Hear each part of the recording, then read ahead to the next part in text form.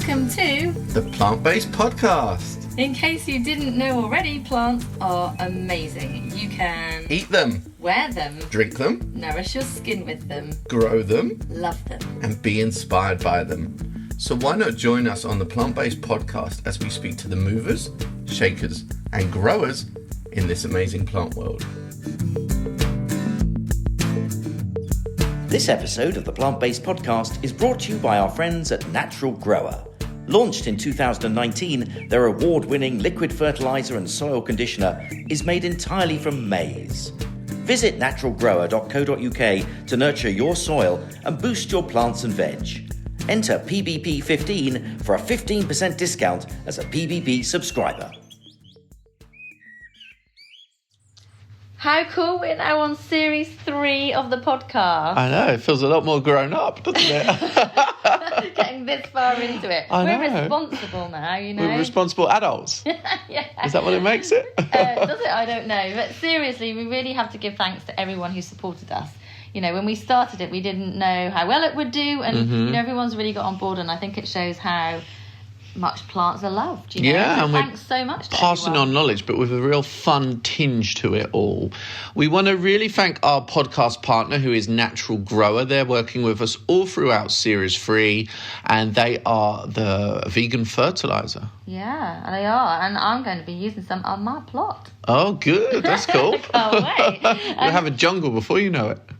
Ace. An urban allotment jungle. Sounds good to me. Get you lost in it. That would be ideal. You see, this is what I have to deal with, everybody. One thing we totally love you to do is interact with us on social media, on, you know, the Plant-Based Podcast socials, and also via our own. We'd love to hear more from you about what you're doing with plants, you know, anything amazing that you're doing, anything different, any of the episodes that you really love, or perhaps things that you would really like us to cover. Yes, chatty chat. But what have we got coming up in Series 3? So we've got some really, really cool subjects for you. So the first one we want to let you know about is we've talked to Mark Lane, and we'll be letting you know about some gardening tips for the less able around the garden. So that's going to be a really, really useful episode. What a lovely and guy. We're so proud to have him on the podcast. So much. Obviously, presenter on Gardeners World as well. So maybe we'll dish some of that dirt. Absolutely. And one I'm, you know, absolutely thrilled about is speaking to Liz Earle. I mean, Liz Earle's kind of, you know, she's so well known for using plants for well-being. Yes. For cooking. She has a Wellbeing magazine. I mean, that's just awesome. That's great. We're going to come away with lots of different tips, and you'll be fangirling like crazy, as you will when we interview Chris Packham. So he's a real highlight of the series. Ellen's got a history of stalking him on trains, so let's see what happens with that episode. I just want to apologise to everybody if you hear me nervously giggle. So if you hear me just talking and suddenly go, that is a nervous giggle. We're also looking at cut flowers, British cut flowers, with a guy called Alstroemeria Ben. So that's going to be great. And also food. We're looking at a bit of food as well, aren't we, Ellen? Well, kind of ready meals that aren't ready meals, but they are ready meals. You'll It's have a to new listen generation. to find out more about New that generation of ready meals. one. Yeah. But don't forget to leave us a review. So we only accept 5-star reviews. But please do it. And maybe you'll get a prize for it. Maybe we'll have a few different challenges, contests throughout the series as well. Like we said, ways that you can interact with us, because, yeah, we love to chat with you guys. It's all about the listeners. It's all about you. You're watching, And we could give you a shout out for receipt of £5 on PayPal. We can do a shout out for you as well. It's going in my account, Ellen. Okay, let's finish. See you later, guys. Bye. Okay, so we're here today in a very cosy London cottage with a name that you may recognise. This is Liz Earle, and we're really honoured to have her on the podcast. She's a very well-known wellbeing entrepreneur, and we're going to talk to her about her history, how she came to be the wonderful woman that she is today. And kind of all of your story and what you're up to now as well. Well, welcome, guys. Nice Thank to have you. Thank you so much. And I'm just going to put this out there right now, but you are a little bit of a hero of mine. So, I was just going to say that now. And then I won't nervously giggle anymore. And we also need to set the scene because it's a really beautiful kind of like muse type house with it's gorgeous furnishings. Well, thank you. It's a Victorian artist studio, and actually it's a pair of studios that I was able to put together.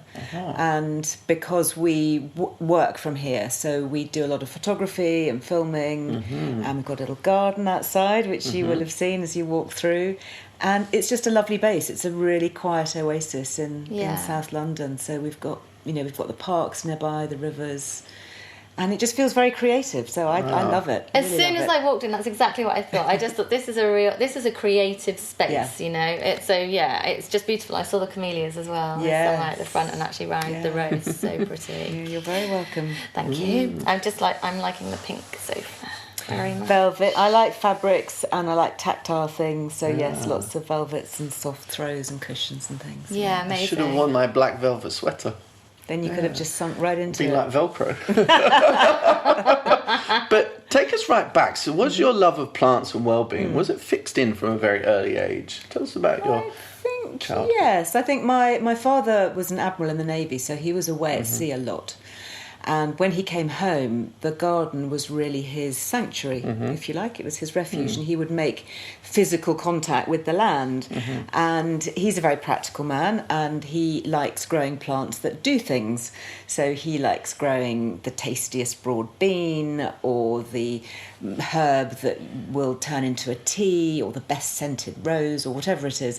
So I think I used to connect with him in the garden. I can remember pottering about, even from a really young age, having kind of toy spades and trowels and things, and just being encouraged to love plants and connect with him and chat, and it was our bit of kind of me time together. So I guess I just took that forward into life as having an affinity with plants and loving them, loving growing them, and loving watching what they could do for you. That's interesting. Another guest on the podcast who says their love of plants goes back to being, a child. Yeah. There's almost everybody says that. There's some connection. It's so important. And now, as a mother, I've got 5 children, and each of them I've tried to say, let's get outside. Or even when we lived in London, but we now live on a farm in the countryside, so it's much easier to do that. But even in London, it was very much about growing, whether it was cress on blotting paper or then having little pots in window boxes. And it's just trying to get that sense that you can grow anything. I mean, even here in London, we grow lettuces in pots for summer salads and that kind of thing. There's an awful lot that you can do, as you know, in a very small space. You don't need to have a large garden to enjoy it. So what happened next? You've created this incredible well-being empire, and you've been through so much in order to get to this point now. Like, how did it start? I've been very fortunate, I think, because I've been working now for 35 years or so. And I started as a junior on women's magazines when I was, 19, 20. And it was at a time when beauty and health were first beginning to get linked together, and there were these extraordinary new people out there called nutritionists and complementary therapists and all these kind of unheard of new ways of life, ways of living. And up until then, there really hadn't been anything. The only thing talking about health was doctors and medicine. And so because I was the youngest on the magazine and I'd just come in as a junior, they said, oh, well, you can go off and talk to this strange nutrition person, or you can go off and talk to this, massage healer or whatever it is, reflexologist or acupuncturist. And for me, it was that massive light bulb moment. I just loved it. I loved the fact that we can, to a certain extent, control our destiny and our well-being through making simple changes, things that we eat, things that we do, the way we live our life. And so I wrote for magazines. I very quickly moved into writing books. I was lucky. I was mentored by editors who encouraged me to write. And these days, my kids look at me and they say, well, how did you write that without the internet? They just look at me as if I was completely... like, were you in a cave or something? With or a library. On the wall? Yes, I said, public library. Do you know, we used to have these things called libraries, and I used to go to the British Library, and we also had things called telephones, and I would actually use them to ring people. And speak to them. Yes, or actually, do you know, even go and see them sometimes. I mean, I know Can it you just imagine sounds that? way out there. and actually, that old school form of journalism, I still encourage with my team today. I mean, coming full circle, doing a magazine, because you can't just pick up all your information from the University of Google. It's very dangerous to do that. And very often, when you go and talk to a researcher or an academic, and you say, "Well, I read this study online," and they'll say, "Oh, that was completely misinterpreted. You know, what actually happened is this." So I started writing books because I loved the writing and the research. Then I got a bit of a name for myself, I guess, through writing books, and then started in daytime television. So I started with Richard and Judy on This Morning, 31 years ago, and went up, for a few days and ended up staying for about 4.5 years. Then moved from there to the BBC and hosted the first ever programme on beauty called Beauty Wise. Then moved to GMTV, worked with Lorraine for a number of years, and Eamon and Anthea and all that crew at that time. Then went to the afternoon schedules and had a series called Liz Earle's Lifestyle, which ran in the afternoon on ITV. And it was around that time, I was still writing books and doing radio and things, that my girlfriend said, you know about plants, you know about skin, and women know you and trust you from the telly. Why don't you have a beauty line? And I thought, well, maybe a little sideline, could be quite interesting, because there are plants that I think do great things for the skin, and I was quite keen to encourage that, because the only other person really doing that back then was kind of Anita Roddick and The Body Shop, and there weren't really any of these lovely high-end niche brands that we have now. So we started it, and of course it was just a massive success, which obviously in one way was amazing and brilliant, but it really pulled me away from my original authentic passions, which are about writing and researching about well-being and living well. So we had 15 amazing years, and we built the beauty company into really what became one of Britain's biggest independent beauty brands. And then we sold it back in 2010.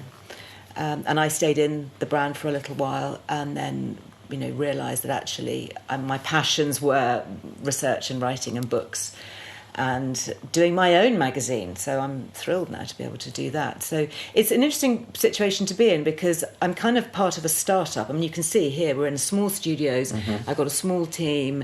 It's very new, it's quite forward going, and we're breaking new ground with all these new things like podcasts and YouTube and all those new sort of disruptor technologies that we didn't have years ago. And yet I've been doing it for 35 years.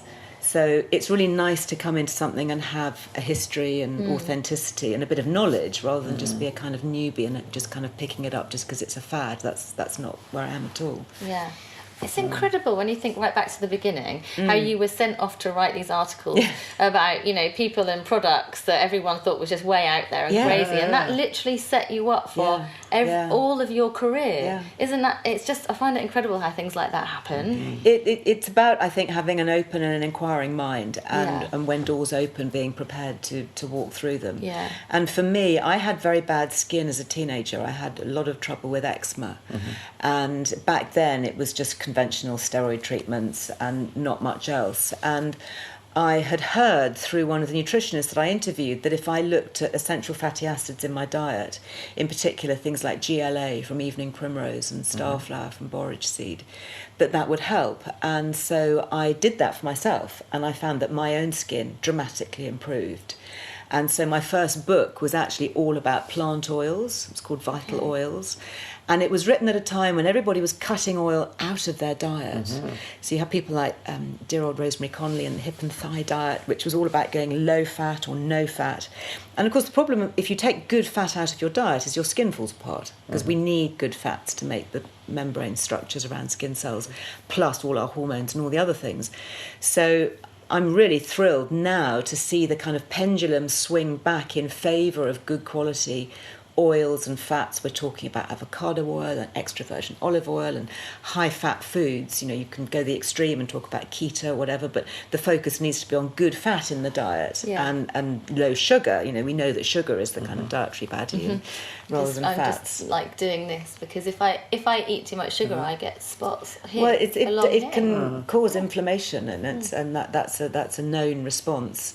The glycation within the skin. So I try and eat low sugar but high fat always. Okay. I could check my skin now. We're Isn't checking that our skin here now, Liz. That's so interesting. You look fabulous. You do look fabulous. And also, I'm genuinely, you look fabulous, Oh, well, Liz. thanks. You've just said you've been working in the industry for such a long time. You have 5 children.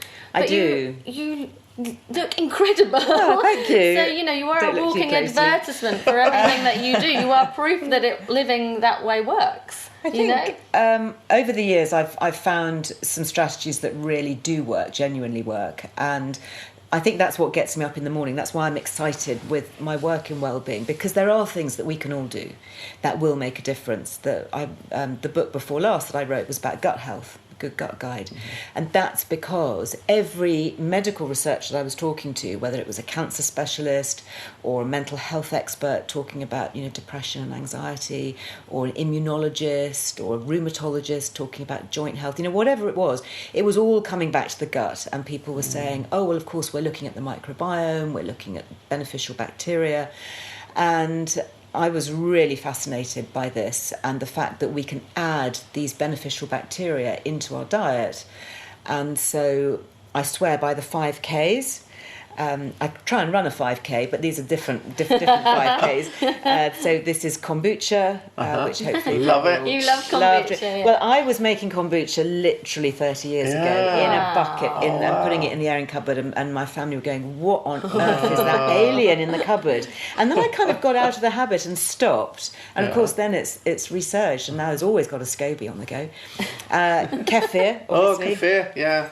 My Gotta have partner's kefir. Polish and he swears by totally. kefir. Yeah, Absolutely. I mean, that's really, But you need a good that's one the because they origin. start to have more mainstream ones that are too sweet and they're just not the Shouldn't same really put so much balance. sugar in it. Yeah. You don't need sugar in It's kefir. so good. And you can almost, I know it sounds gross, but you can feel it working as well. I think it's after you healthily drink it. addictive. You've got to try it. I'm really sorry, but what is it? I don't even So know. kefir is like a super yogurt. Oh, okay. So it's a fermented milk, and it originated in the Caucasus, actually, with goat's milk, and it has billions, probably, of beneficial bacteria. I mean, it is very, very active, and you can make it yourself. You can make it from kefir grains, and you can brew it literally overnight. It's a bit like yogurt. It ferments overnight, but it's like yogurt with Superman underpants. I mean, it is just cool. like... I like that. And the real traditional ones are almost a little bit fizzy Yeah, in their slightly feeling fizzy, as well when slightly you drink sour. them. Yeah. They're amazing. And it's really helpful for digestive issues. So I did a podcast actually with a lady who founded a company called Nourish Kefir,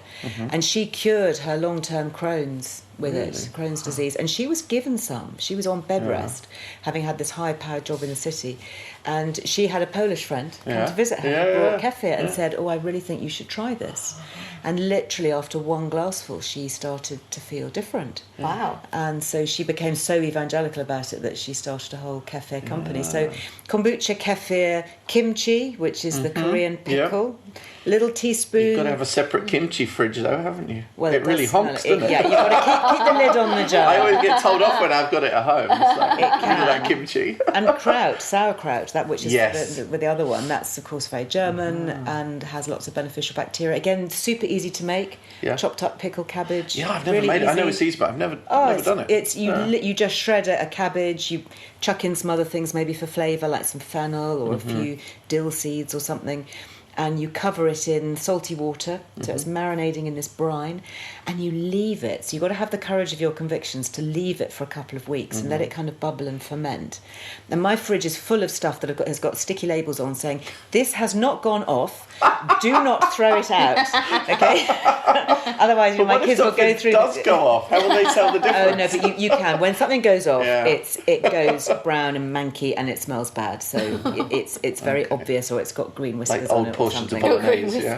That is very different. And then the 5th K is a bit of a cheat because it's kamut, which is actually sourdough bread. Okay. So it's not really a K, but its traditional name is kamut. But sourdough, again, I was looking at some studies just the other day showing that even those with serious gluten intolerances can tolerate some kinds of sourdough, and they're doing a lot of research in that. So it's the whole area of fermentation is amazing. So I guess in answer to your question, one of the things that I'm really keen on is fermented foods. And then I sorted my hormones out a few years ago. My last book was The Good Menopause Guide. So I take HRT, and estrogen is super important. That, of course, comes from a plant, from the wild yam plant. So we're back to our lovely plants, doing things and being good for our bodies. And then because of that, I got more energy because I was able to, my joints didn't ache anymore because I was replacing my estrogen in them. And that enabled me to take up running. So I go for my morning run, and that again is just so good for well-being, mental health, physical health. And I prioritise my sleep. I'm absolutely fanatical. It's easy not to, isn't it? It's so important. Yeah. It regulates everything, mental health, immunity, skin. How many hours everything. do you recommend per Well, night? I try and get 7.5 hours actually asleep. Okay. Because what they're saying is that our sleep cycles are about 90 minutes. And that's, when you're in a sleep cycle, you go through this curve and you go into REM, which is your rapid eye movement sleep when you dream. And you get these different stages of sleep that are basically when your brain is clearing out all the bad stuff. It processes stuff during the day. So it's all to do with memory. It's like doing your filing, sorting away all the stuff that's happened and processing it. And a whole sleep cycle is an hour and a half. And you should ideally get 5 of those a night. So that's your 7.5 hours. And then if it takes a while to drift off to sleep or to stir in the mornings, you're kind of looking at an 8-hour window. And I've got this app actually I use called Sleep Cycle, which is really good because it switches itself off. I don't know how it works, but it kind of monitors you at night. And then you click on it in the morning and it just shows the rhythm of your sleep and how you were sleeping, and make sure that you have blackout, that you've got... I sleep with earplugs so I don't get woken up with anything. I really need something like that because I don't sleep. I go to sleep really easily, but I wake up in the evening. I'll just put this out there. I need to go for a wee approximately 3 times, and then I find it really difficult to go back really to sleep. hard. You should look at your estrogen levels. Have an estrogen check. That's a whole other conversation. Because my mum, I just put my mum back on HRT, aged 80, and I said to her after a few weeks, how are you feeling? Thinking that she'd go, wow, I feel amazing. It's so different. And she said, I feel okay, thanks, darling. And I was thinking, I do not feel radically different. And she said, well, the only thing that I do have noticed is that I don't get up 5 times a night now. Yeah. Well, I used to get up 5 times. Yeah. No, it's 3, so it's getting better. We can fix you. Sure. Thank you. Being fixed would be great.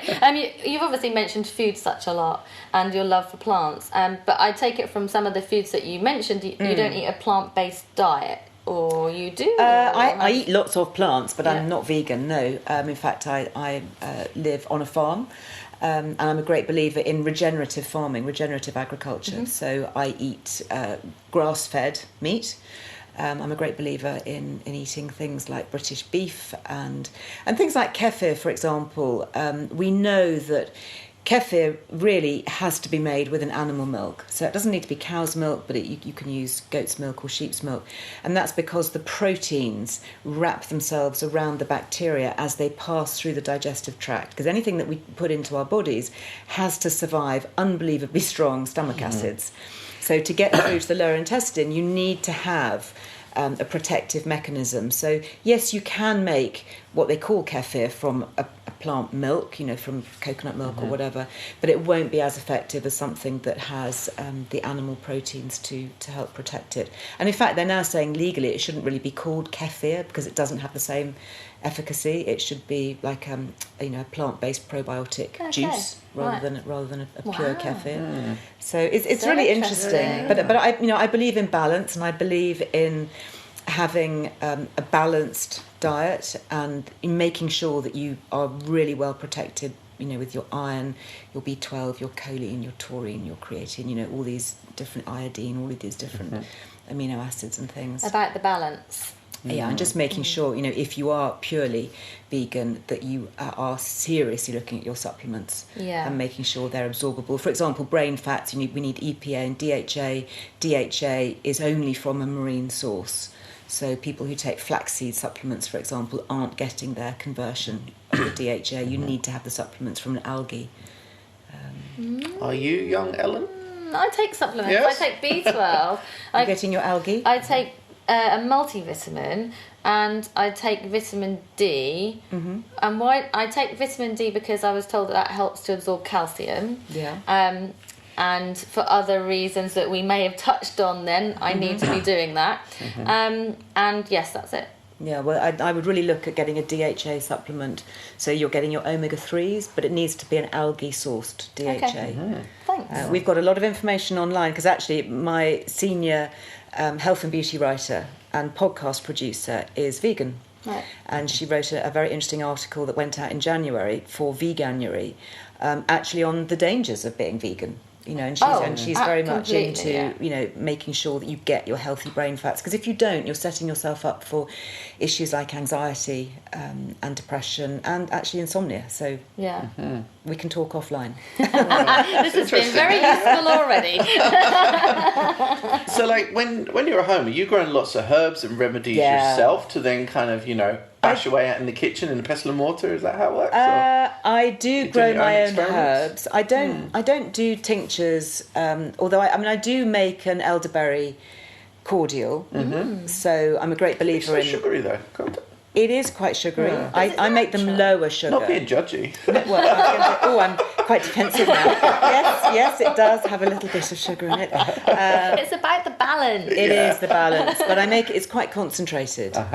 So you can get supplements like Sambucol, for example, which is, you know, elderberry, and they've shown that it can help reduce the severity of colds and flu. And I like taking echinacea at this time of year. I use ginger. I make ginger teas, ginger and lemon tea. I do grow my herbs, and then I dry them, and then just chop them up and either freeze them or put them in sealed bags It's and bring them so out. easy to do, isn't it? It's so easy and it's so cheap, because otherwise you're paying a fortune for these little packets, which And are they don't often keep very long either. they don't, and they may have been in storage for ages before you get them. When I was a teenager, I was running a little mail order herb nursery, and I was also doing all of these little kind of concoctions at the weekends. And I remember like grinding down dandelion roots to make coffee as a substitute. Sure. I made scented geranium leaf sorbet as well once. How and it delicious. was this. No, it was weird. Was it not? Turned out really odd. It wasn't good. Well, for some reason it was bright blue because I put too much colouring in, and then it was too sweet, and it was very. But I was always doing these weird experiments and just having fun, and that was my childhood. I really. love it, and my kids love it, and we, you know, I don't use sugar much in cooking, but I use it to make like a hand scrub, which is really great if you've been gardening. You could just mix a bit of granulated sugar with some oil, you know, rapeseed oil or groundnut oil is really good, and some lovely scented essential oils. Super easy, great for your feet, you know, coming up to the summer, just to get your feet sandal ready. Mine are not ready yet. Mine are only ever in boots and gardening boots. They need to be very ready soon. Get scrubbing. I'm a boy, so we can have ugly feet. It doesn't matter. Anyway, there's a lot of plant talk already. I love it. So, thank you. That's the end of part 1. But in part 2, we're going to talk a little bit more about the Wellbeing magazine that you've got you've got out as well. There's one sitting in front of me, and I can already see loads of pieces in there that I already need to read. And of course, a little bit more about plants. Yeah, and a lot of take-homes as well, things that you can try at home and mix up yourself, and a few bits of inspiration for, you know, your own well-being. This episode of the Plant-Based Podcast is brought to you by our friends at Natural Grower. Visit naturalgrower.co.uk to nurture your soil and boost your plants and veg. Okay, so we are back here in this super cosy studio. My feet are really toasted by the fire. Oh, good. With Liz Earle, and we've already heard so much about your love of plants and how you've got to where you've got to today, and it's inspirational. So in this part, we're just going to be talking a little bit more about Wellbeing and the magazine, and you know, talking about maybe the future of plants and Wellbeing, and where perhaps it's going to go as well, because I think that's pretty interesting. You know, we're talking about it more now, aren't we? Yeah. Which is great. So we just, whilst we paused, off recording, we were talking about supplements, especially for anyone who's on a plant-based diet or who's vegan, and you suggested some vitamins that we definitely need to, or minerals that we need to ensure that we are taking. I mean, definitely. I mean, any of the nutrients that are only found naturally in animal produce, so things like iodine, for example, obviously B12, you'd need, to check your iron that it's absorbable. I think the omega-3 fish oils are also really important, so your EPA and DHA, so DHA being the main one, and making sure it comes from an algae source, because it is only fish-based. So a lot of people will buy theirs from flaxseed, but it doesn't convert properly in the brain. So I think we need to just be aware that low levels, restricted eating and having low levels of a variety of nutrients, you've got all the amino acids as well, taurine and creatine, can lead to anxiety and insomnia and low mood. So it's really important that you are protecting yourself and that you read up. And for anybody who excludes any major food group, you need to make sure that you're replacing it with something good. I guess that no matter what diet you choose to live on, so mine is plant-based, or if you eat meat, there's always the possibility that you're not eating the right foods anyway. Do you know what I mean? So someone who is eating meat could still be deficient in something, perhaps, they're absolutely. And I think the key thing is to cook from scratch. So try and have as little out of a packet as possible and as little processed as possible. I'm a great believer in regenerative farming. I'm a great believer in local and sustainable. I think that when we look globally at the planet, shipping in avocados and almonds and all these things from all over the world is just not sustainable. We need to be looking, we need to be supporting British farmers and growers and seeing what we can buy locally, but also, and looking at the use of water. I did a podcast recently about avocados. A single avocado is 320 litres of water. And there's particularly when they're coming from South America with Mexico, there's huge issues with all the drug barons and the cartels. I was reading about that recently. So there's a series on Netflix as well. There was Rotten. Lots of, Rotten was the one. About avocados. I just find us humans can't ever create a balance. It's always too much of one thing. Like, why can't we just have a balance with everything? just live in harmony and. Anyway. And I think be aware that when we're eating, it's better if we can to get all our nutrients from food rather than from supplements. I mean, supplements are obviously synthetic and they're processed and packaged, and so you've got all that kind of sustainability going on around it. But also, micronutrients are often bound up in foods. So it's not just isolating a single ingredient like vitamin C, for example. If you eat an orange, then you're getting all the bioflavonoids and all the other things with the vitamin C that buffer it and help it become more absorbable and more available in the body. So wherever possible, I think try and eat the actual real food, as little processed as possible. And my mantra is really to try and only eat things that my grandmother would recognise. So I think that's quite a lots good of thing. plants. But also, but if you are on a more limited diet or a different lifestyle, like vegan, for example, you will need to rely on supplements. Oh, yeah, absolutely. How do you make sure you're getting good supplements? Well, I think you need to read up on the subject. I mean, hopefully if you decide to be quite strict and quite restricted, then you're not just going to do it without thinking quite carefully about it and actually read up. And I think very often you get what you pay for. Good quality supplements are unfortunately more expensive. How can you tell the difference? Do you need to look for like milligrams, or how does it work? Because if I open Amazon and I'm looking for vitamin B12 or something, how do I know which is a good one? I think first of all is look up the research around B12, because there are lots of different types of vitamins. So you need to look at the actual type. For example, with vitamin D, you've got D2, D3, D4. It's the D3 form that you need. Look at certainly the amounts. It's a very controversial area because there are RDAs, the recommended daily amount or daily allowance, but that's to stop deficiency. That's not necessarily to create health. So, for example, if you look at something like vitamin C, which we know can stop certain viruses in their tracks, but actually the RDA may be quite low, depending on who you are, whether you're talking about an adult, a child, a male, female, they all vary. But you might only be talking, 60, 80 micrograms, and yet you can get supplements that are 1,000 micrograms. So it's, it is controversial. I think if you are following any form of restricted diet, it probably is worth speaking to a qualified nutritionist who can really guide you through that maze and give you a personal approach. I just love that, like you talk about vitamin C here, you get so much of that from plants, they provide us with so much. And we still don't even really understand all of it. We're going to find out so much more. Nutrients that are, this is why obviously, the destruction of rainforests and things is so critical, because we're losing whole species that may well be so valuable. If you look at all our serious medication, digitalis from foxgloves, you've got coartem, artemisium, malaria treatment from a chrysanthemum-like plant. These are such important ingredients that we're finding from the natural world. So much. I was reading that just a year or two ago, some researchers from Kew had found a new plant, I think it was in West Africa, and they've named it the Kindia Gangan, which I believe was the village nearby. But when they brought it back to Kew and researched into it, they found it has possible cancer-fighting properties. And if they hadn't discovered that, or it's become extinct, who knows? Who would know it was there? So it's so important that we preserve the environment so much.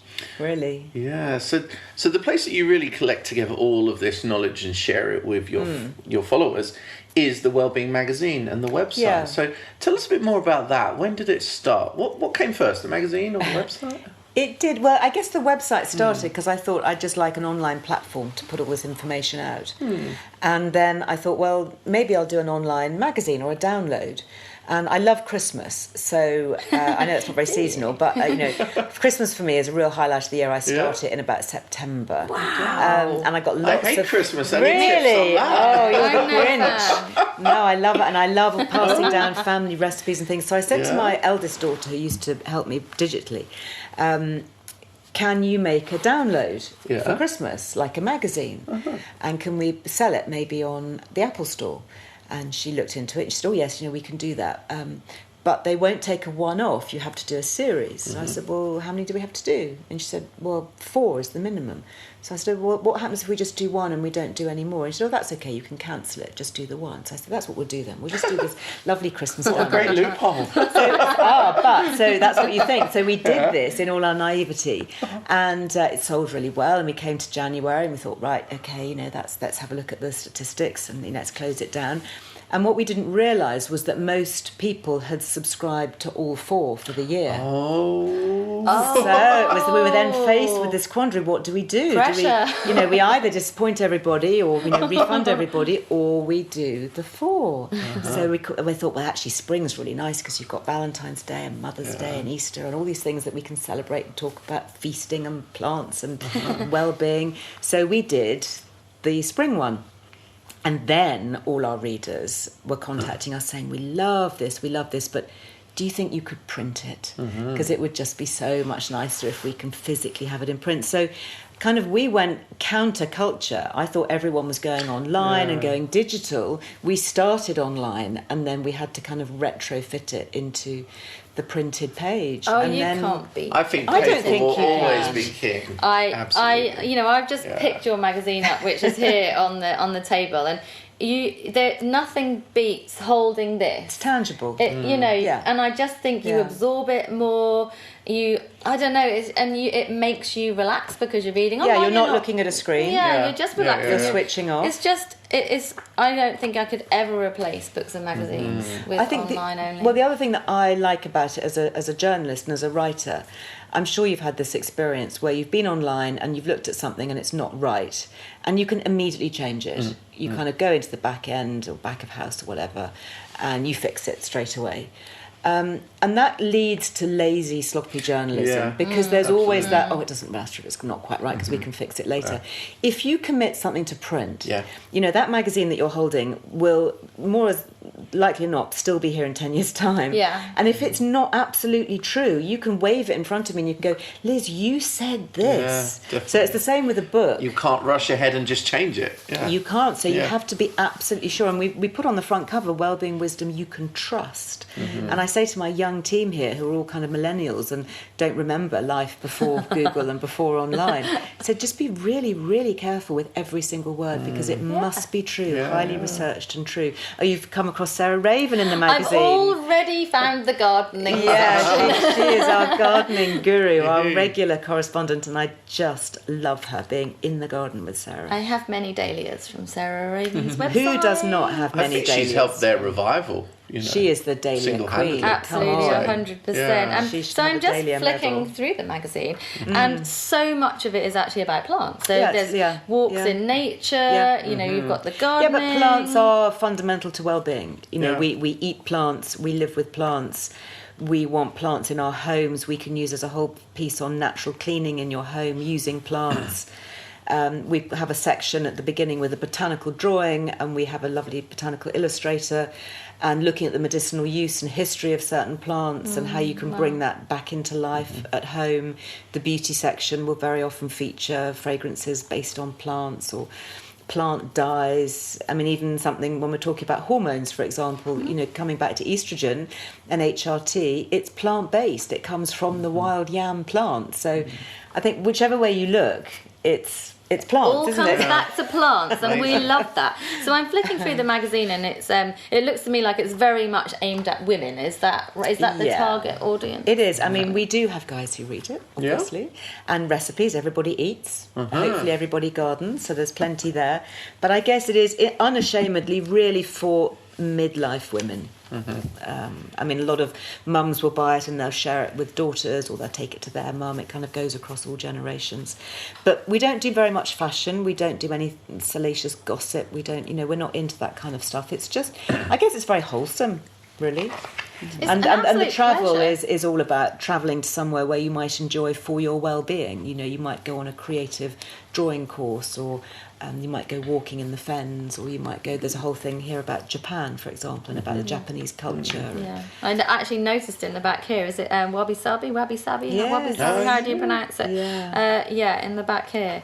Imperfection. Taking time just to slow down, take a moment, look around. Yeah, you know, just to be. Just to be. Really important, that kind of mindful connection. Yeah. And sitting and contemplating. We don't do that enough, do we? Yeah, That's the whole thing on natto. So we were talking about gut food that's earlier. so embarrassing to eat. Have you ever eaten it? Why is it It's embarrassing? disgusting. Oh. It's one of the most embarrassing foods to eat in Japan, because you pick it up and it's like mozzarella and it's stringy. Yeah, it but goes the string everywhere. never breaks. The first time I had it in this basement hall having breakfast, and it was just going everywhere, all over the tray. It was so shameful. Yeah. I just had to run into the elevator. I mean, you can literally go with it all behind Yeah. you. yeah, following you like an alien. But it is, and they give that to foreigners to kind of like it a just have a test? laugh sometimes. Yeah. You got caught. It's unbelievably good for you, but it tastes really rank. Yeah, it's a not weird good. taste. It's like baked beans that have gone really, really bad. No, it tastes like sock, let's be honest. If you I've imagine never how a sock sucked would on taste. a sock, but yeah. Well, I have, Liz, and you know. And that's the taste. Is it? Well, there you go. You've done both, so you can tell us.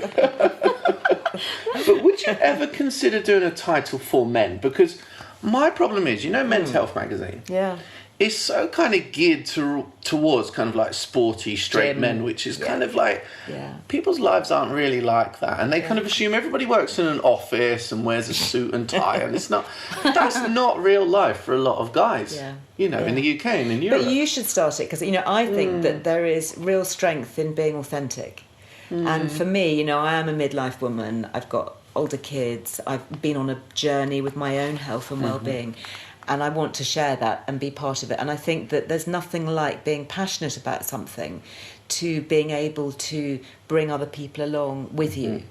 And so I think, you know, if that's your bag, sorting out true. guys' well-being, then there is a big open space for you to True. go and Yeah. I just feel like a lot of it is very alienating. I think for you females, you've got a lot more out there. There's a lot of You know? choice, for Yeah. sure. Yeah. You're very lucky. I hope you realise. But having said that, women's magazines have been in a bit of a crisis. Many have folded, many have gone. We've lost many of the titles over the years. Why do you think that is? I think there's more and more online. So, if you look at a magazine that might focus on fashion and gossip, for example, you only have to flick online in the morning or on Instagram or wherever, and you've immediately got your news. You've got your bit of gossip. The Daily Mail online, But it's sidebar trash. of shame or whatever. It's all trash. It is trash, and we don't look at it, obviously. But Every morning. But it is there. But it means that if you're printing something, you're out of date before you've even printed the page.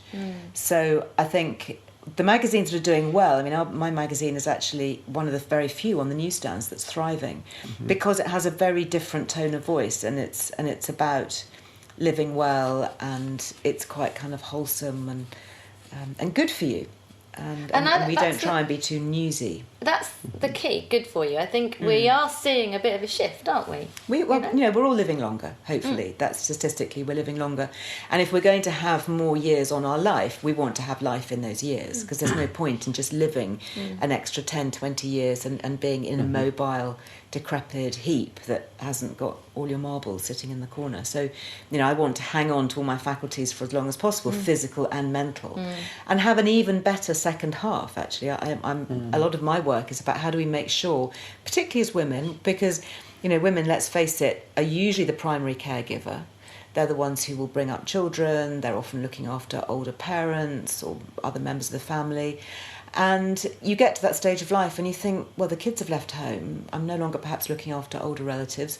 What about me? Where is my time in all of this? And how do I make sure that I am best protected?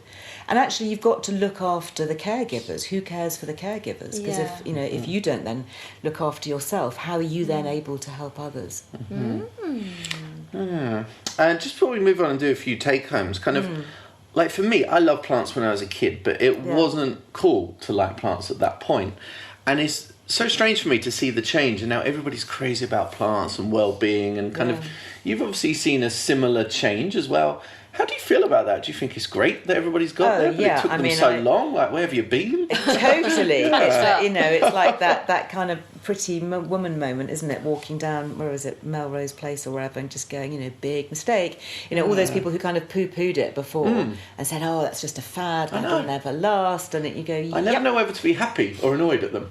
I'm like, got here, but... I think you have to be generous in your spirit and just go, well done, guys, for, finally Thanks for catching up with catching up, yeah. I remember when I wrote my first book, which was all about the plant oils, as I mentioned, it was very much counterculture, and I was almost sued by a margarine manufacturer for daring to suggest that their hydrogenated, polyunsaturated, trans fat laden spread could potentially be damaging. And of course, years later, you buy all these spreads that say no trans fats, no, of course, we don't do that, and you think, well, you did, and you tried to take me to task for saying back then that it could potentially be unhealthy.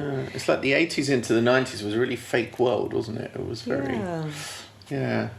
not really a lot pushed in our faces that just wasn't good for us. Yeah, and I think you have to be careful. Even today, there can be a lot of greenwashing and fakery around it. So it's really important to know where your trusted sources are for information. Your magazine. So, the well-being guru that you are, do you have any tips for listeners to take home, kind of some easy tips for their own well-being, what they can do in their daily lives? Well, I touched on sleep, and that is the fundamental. Yes. So, get yourself as good a mattress as you can. Make sure that you practice sleep hygiene. Switch all your screens off by 9 o'clock. No late night Insta scrolling, which I'm guilty of. It's my guilty pleasure. But it's, seriously, that light that comes from our screen is disrupting our pituitary gland. And our brains are wired so that when we see light, especially a bright light that's coming from a screen, it's thinking, it's daytime, it's time to get up and do stuff and be active. And actually we need to be winding down. That's why it's great to have all your lights on dimmers, so you can start to dim stuff. Make sure that your bedroom is blacked out. If I travel with black gaffer tape that I can cover any little blinky LED lights that will subconsciously, even, they'll shine through your eyelids when they're closed. So it's really important that you have a blackout situation. And sound, I'm very sensitive to sound, so I sleep with earplugs. So just, keeping that sleep hygiene really, really going strongly. Very simple things, breathing. Talking about sleep, that's free. The breath that we take, that's also free. Making sure that we breathe properly, taking some time to do mindful breathing. And I spend the first of 7 minutes of every day just doing some really simple meditation, contemplation, call it what you like, but it's just kind of waking up and just really concentrating on my breathing and thinking about the day ahead, and just getting into the right frame of mind to step into that. Anxiety breathing is really good. So if you need to calm yourself down in a stressful situation, you need to exhale for longer than you inhale. So you can do like 7-11 breathing. So you breathe in for a count of 7 and then exhale for a count of 11. So, and that switches on your parasympathetic nervous system. It just calms you down, just takes the edge off something. I don't know why, but I was just trying to do it. I'm listening to you. I did it as well. 1, 2, 3, 4. And then out for 11. So that's a really, really simple, effective, free, easy tip. The other thing that's really important, and it's an old chestnut really when it comes to health and well-being, is drink more water. I've got a jug which is, I think it's called Zero or Pure Zero, something like that, and it takes everything out of your water. It's an amazing thing. So I don't like buying bottled water, especially kind of single-use plastic bottles. I won't buy them. So water filters I think are very good. If you're living in an urban environment, the chances are that you've got quite a lot of chlorine in your water. It doesn't taste so great. So being able to filter it is a really good thing. And obviously in the summer we need to be drinking more water because we tend to lose more moisture. And a lot of our headaches actually come from dehydration. Yeah, so definitely. If you get a headache, before you reach for the painkiller, have a really large glass of water, and the chances are it's that because your brain has literally shrunk, isn't it? So it can't. It's rattling it's kind around of aching there. in the place. You're like. I always tell most of the people when they've got a time. headache, just drink a pint of water. Yeah. It's amazing how But there's effective that also can be. I was told to massage here between your In your pressure Yeah, point, between pressure your point. thumb and where your thumb joins your Yeah, index as well. finger. Yeah, you can feel it's quite tender, that little spot. It's also quite good for nausea, for travel sickness. Okay. I love pressure points, actually. I love things like pressure point massage, reflexology. I don't know how it works, but it does definitely does works. seem to work. I love that so much of what we've talked about is actually free. It's there, it's in nature, it's breathing, it's the air, being around plants, eating plants, being outside, just taking moments for yourself. That's all free. And 20 minutes outside is really good for your mental health. In Scotland, GPs are actually prescribing being outdoors as part of their We need to do that prescription. here. We need to do that everywhere. Not Totally today, getting it's out raining. for a walk. But even then, it doesn't matter No, if it's it raining. should be good for is you. it? And they've done studies looking at being out and looking at trees, looking at green stuff, and they've done studies with young kids, for example, with ADHD, and showing that if you take them out of an urban playground environment and put them in a park, that difference between 20 minutes in a concrete playground or 20 minutes in a park massively improves concentration and reduces acts of aggression and attention deficit. So there's so much we can do, isn't there, from nature? And again, these things are free. Exactly. Yeah. Oh, it's been brilliant. Thank you so much. I feel very calm. Here. You've made me feel like I'm not a calm person. You've made me feel very calm. It's the breathing. Let's just breathe. Let's hope it lasts for the rest of the week because we've got more work to do. And get on the kefir. Thank you so much. It's been a pleasure, hasn't it? Absolutely. Thank you, Liz. Thank you. I'll stop fangirling now.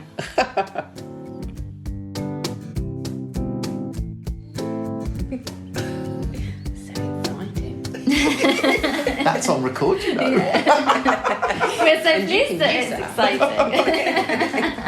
Anyway, hi folks. Yeah, we got our gossip for the first show of first show of 1. series. Oh no, I screwed all that up. Should we start again or not? No. No, it has to be raw. We should let everyone know that you do screw up sometimes. It's important. It's because I can't fit to this desk. I can't open my legs wide enough. So we're sitting in the organiser's office in a little kind of room out the back at the Building Design Centre at the Garden press event. So yeah, and Michael's having troubles with his knees clearly. I'm 6'2", you know. And speech as well. But we've got a guest today, so our gossip is a little bit different because we've got a third person here. Oh, hello. Who are you? I'm Sarah Wilson. I am the biggest gossip that you could get at the event, so you chose well. Are you controversial? I might be. Oh Yes. my lord. I have Our been editor's known. going to be bleeping out any controversial Yeah. line that you spit out. Do you realise? As I said, it's probably a good thing that we didn't have any wine. I think we should get wine and get you back on another time. Yeah, because it's only 11:30 at the moment. You can't have wine legally in the UK until 12. Legally? Yeah.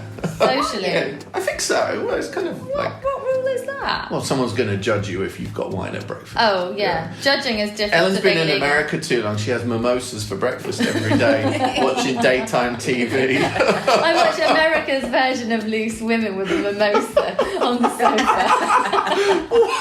What a desperate housewife! All the things I wouldn't call myself. Yeah. But who exactly are you, Sarah? Because you're actually the host of our Fangirl podcast.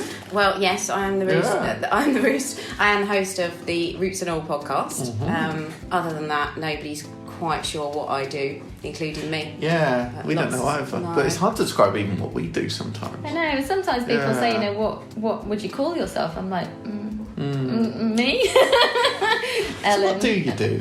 Yeah, what do I do? I've no idea. I do lots of things. I'm always busy. So I do a bit of garden design. I do a bit of teaching. I do some work for a charity, doing horticultural therapy, and That's cool. it's awesome actually.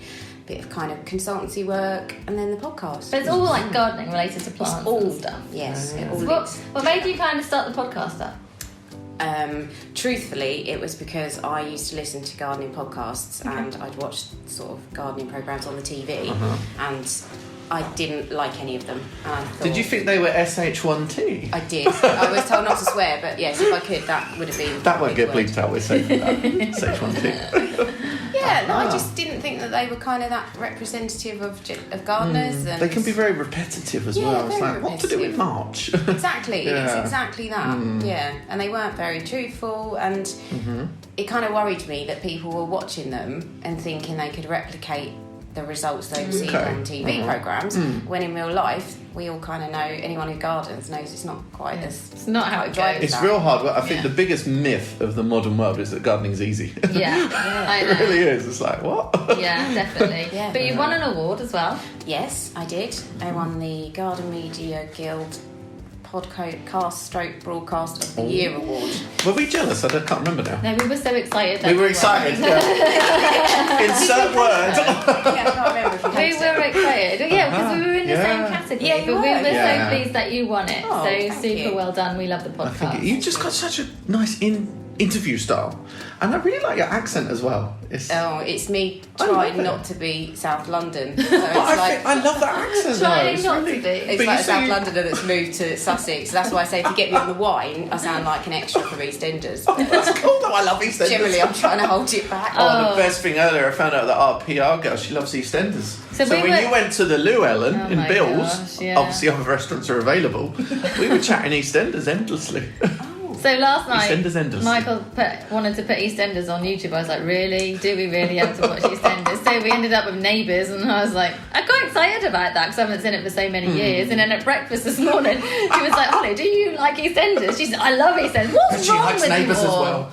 Is Neighbours still on? Yeah. It is. And all the old characters have come back this week. Oh, It's like they did on incredible. EastEnders? Yeah, perfect. Having said that, I Do do you like like the EastEnders, young EastEnders Sarah? podcast. Do you know what? I don't watch it. I haven't watched it since I was a kid. Oh. But then I happened to be flicking through the channels, and I was like, "Oh my god, is that Sharon?" and then I thought, "Hang on a minute, I know that one, and it was just like. I think she's become a caricature of herself. Is Phil still in it? Yes. Is Dot Cotton in it? No, but she's actually left. But this is where podcasts get very interesting, ladies. Oh. So there's a podcast out there called, I don't know, something. And Dot Cotton was interviewed by it. It's like some nostalgic podcast. June Brand. And she was like chatting and she was like, well, I've actually left the soap. And of course, nobody knew. The papers didn't know, like the producers didn't know. And so there's this big headline on the front paper of the tabloids, like June What's-It has left EastEnders. And this podcast must be now in the top 10. It's like some random little podcast. good. So what we need for our podcasts is some sort of expose. like Monty Don, you know, Monty something Don, racy or something. Monty Don leaving gardening to enter IT. Take up stripping. That would maybe. be cool. We could put that out there, couldn't we? Pass the wine. He's got some dirt I'd need wine to see that. Do you know what? Apparently, he's quite a thing amongst certain women. I mean, Yeah. I don't get it. I think they like the calming voice. Yeah. He does have Yeah. a really lovely tone when he speaks. You know, it's very calming. It's very kind of soothing. So I kind of get that. But yeah. Which presenters do you like? I like Carol Klein. Uh-huh. Yeah, I think she's great. I like Chris Beardshaw. Is he on much now? I don't know. To be honest, I don't watch the... Yeah, same. I don't even know what to say because I don't watch many of the garden shows. Someone asked me my favourite presenter. I don't know. It was hard to I do like Adam you, Frost. obviously. Oh, thank you. I like I Adam like Frost. Yeah, Yes, Adam Frost is great. absolutely. Yeah. But I always think, like, if he wasn't on that show, he'd be more racy. Like, they probably don't give him wine. Do you know what I mean? Yeah, I have met him on a couple of occasions. He's quite funny. Yeah. I like Toby Buckland. Just seen him circulating today. He's always See, comes there's across quite very a few nicely. people representing gardening in good ways. But it can be, you're right, Sarah, it can be over serious a lot of the time. It's not the people. Sorry, you didn't say that. I just suggested you said it. Yeah, hang on a minute. Yes, you're right in what you say, Sarah. Didn't even say So it. manipulative. Yeah, you can edit that now, can't you? It's not the people. It's not the people at all. It's kind of the people who are pulling their strings that get me. I think the people are generally all very nice. But I think gardening is represented in a way that isn't exactly as reality. That's as simple as that. And for some reason it would appear that the media are too scared to change that. Or certainly on mainstream TV anyway. It's like they achingly daren't between. step out of the box a little bit. And some of the step out of the box things are, today we're planting up some alpines because they're trendy right now. Well, that's not stepping out of the box, you know. So I think that there's, for some reason, it's seen that, you know, not daren't do it. Yeah. But it's not the people. It's not the content's the content. That's great, and there's an audience for all of that content. So that's wonderful. But then there's all of these other people out there who want to see something different. Yep. And so the media are missing out massively on that. That's agree. just how I see it. What do you think the ideal programme would look like, though? You know? That's a question Sarah, to the room. me. Bananarama. With wine. Lost your blonde one. With wine and cacti. What do you think that should be like? Like, I've often thought some sort of like more magazine type show for gardening. Do you know what I mean? Yeah. Monocle on TV. Almost. Maybe not that highbrow. Do you read Monocle? No. You'd love it. It's actually quite cool. Yeah, I can see, like, by your coat that you like nice things, you know. Yeah. Do I have to pay for it? Yeah. There's no money in the budget to pay for magazines. Okay. No, but if you go to WH Smith's, you know those... Oh, no, I can't talk about this, can I? You know those things where, like, obviously the weight of the thing when you buy stuff in supermarkets? No. There's no weight? Stop. There's no Stop. weight detector! That's Stop. on record now. Stop. Michael Perry, So, like, shoplifter. you could accidentally steal a magazine. My friend told me. Well, I think you'd love Monocle anyway. I should bear that in mind. But yeah, what do you think then? Sort of a magazine type show? Well, I don't know. Isn't that what Gardener's World tries to be?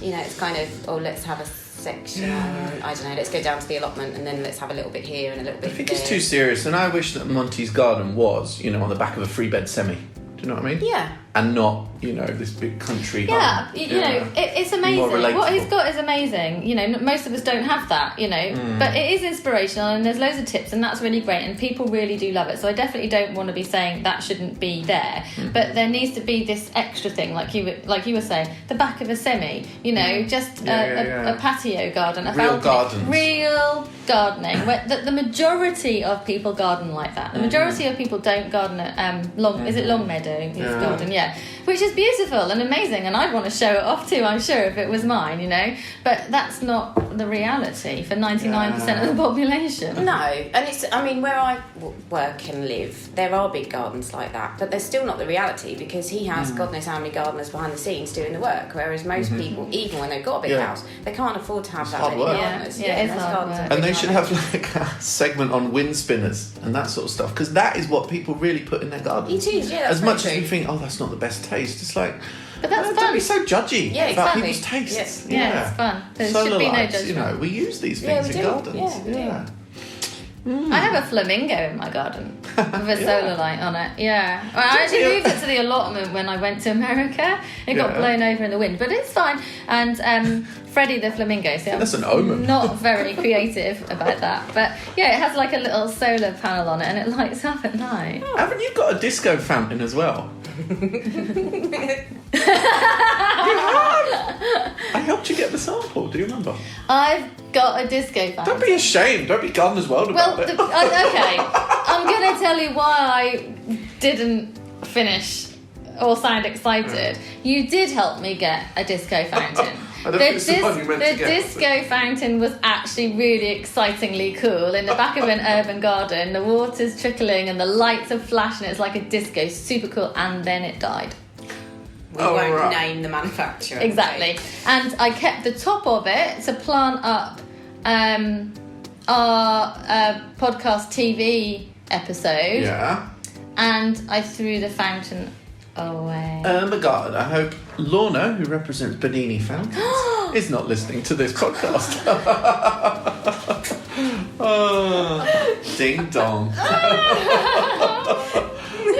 Anyway, there you go. Sarah, you did something cool that I want to ask you about. Can you guess what I'm going to ask you about? No idea. I hope you're nervous. Go on. No, you did some gardens under a bridge. Oh, yeah. In London, near Yeah, I Tower did. Bridge. What was that all about? That was in London Bridge, actually. Yeah, I'd love to have seen it, but I didn't have a chance. It was really cool.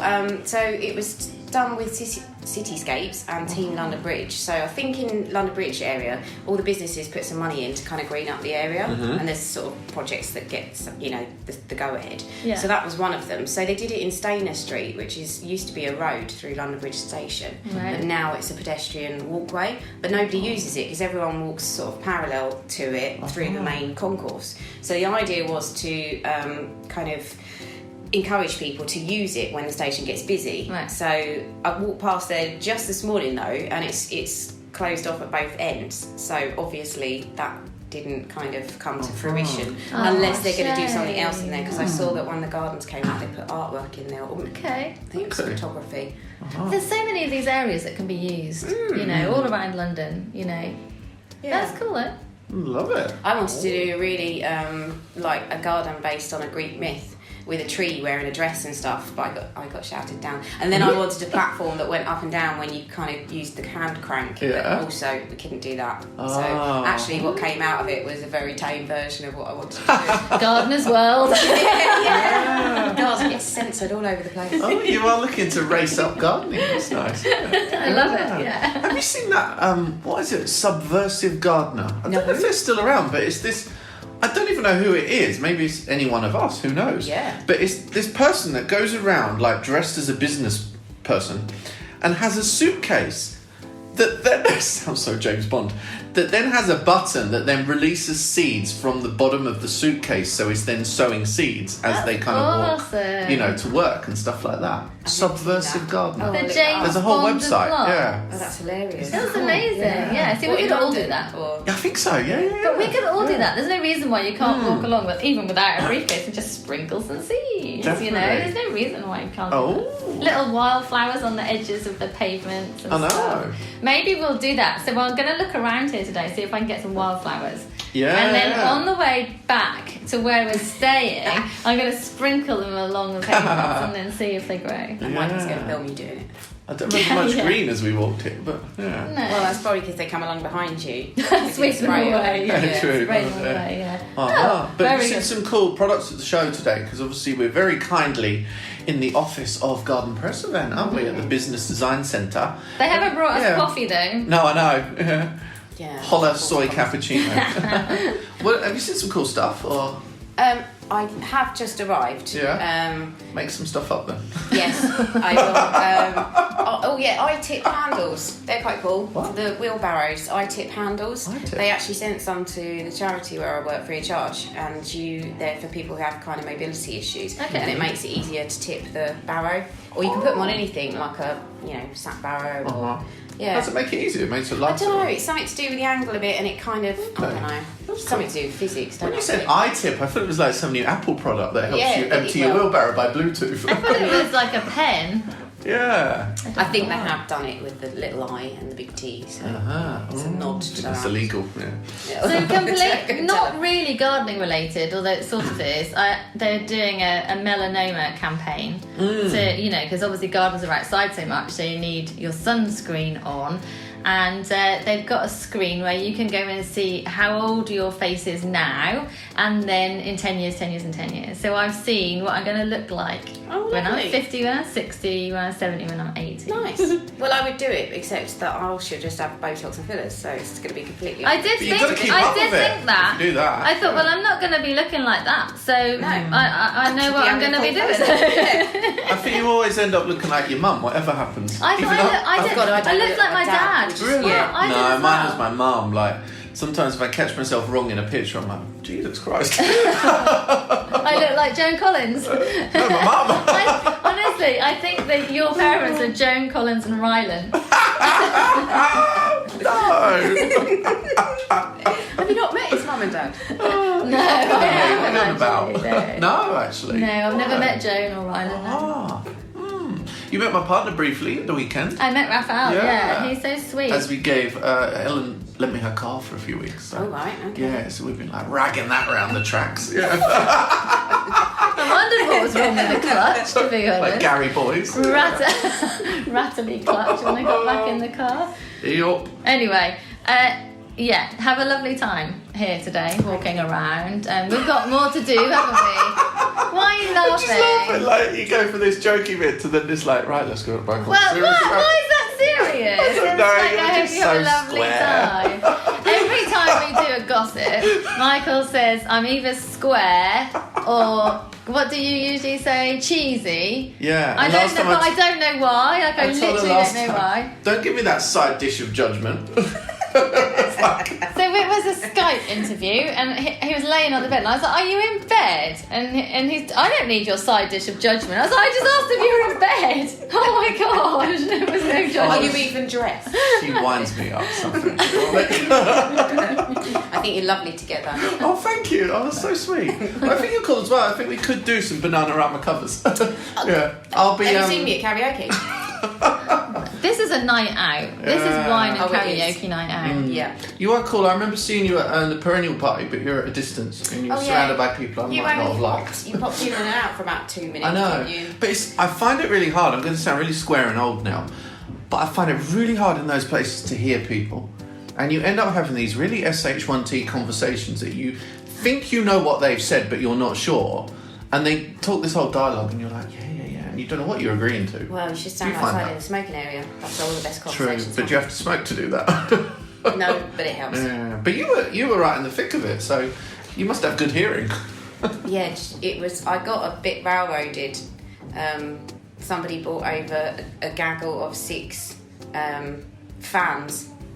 Oh, And then I from the kind podcast. Of the podcast, and I was like, "Oh my cool. god, I've got Wow. fans!" And then I kind of got chatting to them, and then had a longer conversation with a couple of them because they were really lovely, and they I sort of Cool, wow. Cool. Ah, nice. Did you have to sign their hand or a coaster Or their boob. something? Yeah, or their boob. wasn't that sort of party. Not this time. Brilliant. That's really cool. Yeah, it's super nice chatting with you. Thank you. So, and to you. the podcast is Roots and All. Listeners can find you online, They can everywhere, everywhere. and I definitely recommend having a listen. Yeah, It's very it's cool. really nice. It's so well put together and just, Yeah. love it. Thank you. It's almost as good as the EastEnders podcast I listen to. Yeah. I don't know.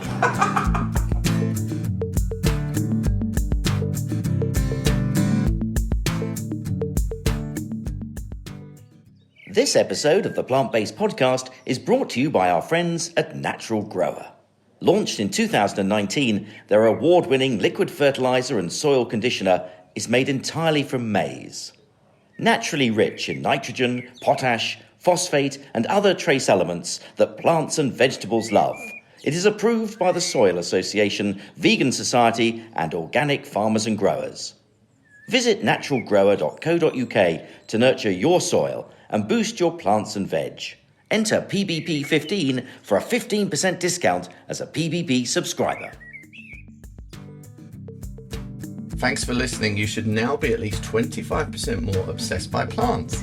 Please follow us on social media. You'll find us by typing in the Plant-Based Podcast. We also have a fabulous website. Go to theplantbasedpodcast.net. So tell your friends, leave a review. Why not write a letter to your local MP? Please spread the word about the Plant-Based Podcast. Oh yes, see you next time, plant friends.